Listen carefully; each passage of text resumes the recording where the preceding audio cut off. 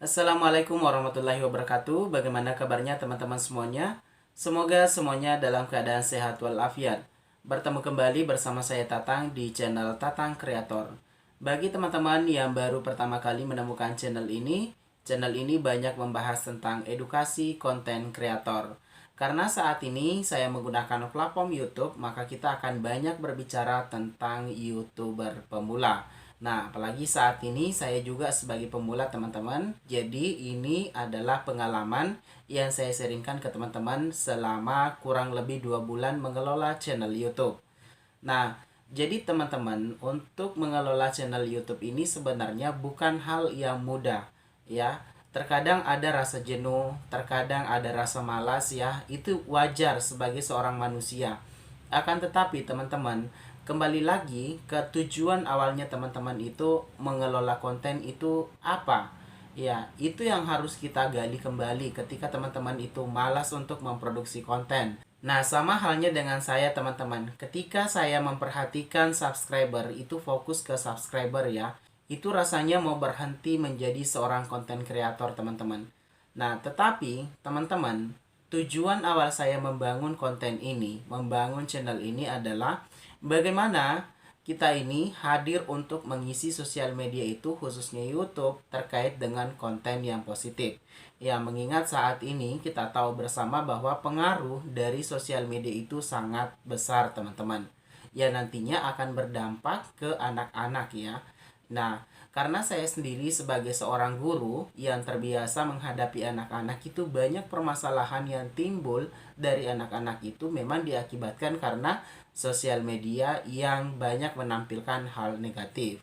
Nah, memang awalnya saya bingung mau membahas apa di YouTube teman-teman, tetapi untuk saat ini saya fokuskan untuk membahas tentang dunia konten kreator. Saya banyak belajar dari channel-channel yang sudah sukses. Terutama ada Mas Hendra Setio ya. Saya ucapkan terima kasih banyak ya sudah mensupport saya dengan konten-kontennya berbagai macam ide sehingga saya ketemu formula yang seperti ini. Kemudian beberapa video motivasi yang memang diupload oleh seorang Mary Riana ya. Menjadi konten kreator itu tidak mudah teman-teman. Ya, bahkan seorang Mary Riana itu sempat membangun personal brandingnya itu dalam kurung waktu yang lama. Nah, berawal dari Instagram, bahkan awalnya itu ada mulai dari Twitter dulu teman-teman. Dan bahkan sekarang itu sudah sukses di channel YouTube-nya. Nah, jadi untuk menjadi konten kreator itu memang butuh perjuangan.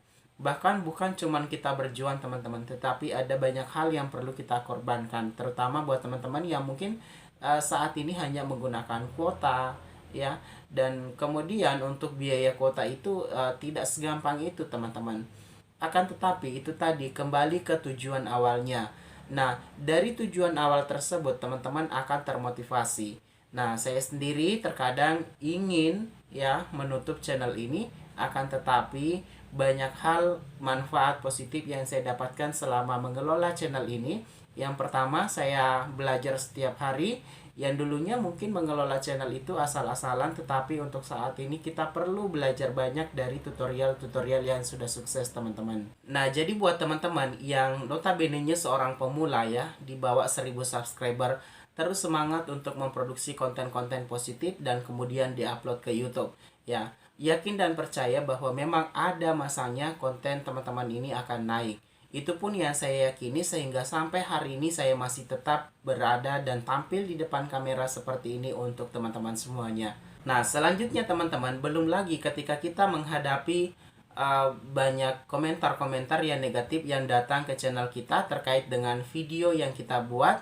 Nah, jadi untuk saya sendiri itu saya jadikan sebagai motivasi untuk lebih maju dan lebih belajar lagi. Nah, buat teman-teman semuanya, bagaimana mindsetnya ketika menghadapi hal tersebut?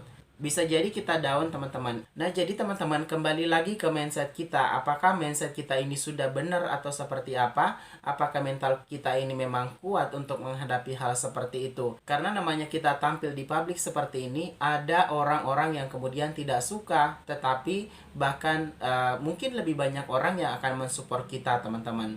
Jadi buat teman-teman YouTubers pemula, jangan berkecil hati. Mungkin karena melihat subscribernya itu yang kadang hari ini bertambah 10, terus besoknya itu hilang 10, itu adalah hal yang wajar teman-teman. Itu adalah sebuah proses yang mungkin saat ini kita ibaratkan mendaki gunung itu sangat berat teman-teman. Mungkin pada saat teman-teman mendaki itu mendorong gerobak juga ya. Nah, ketika sampai di atas gunung itu teman-teman lepaskan saja.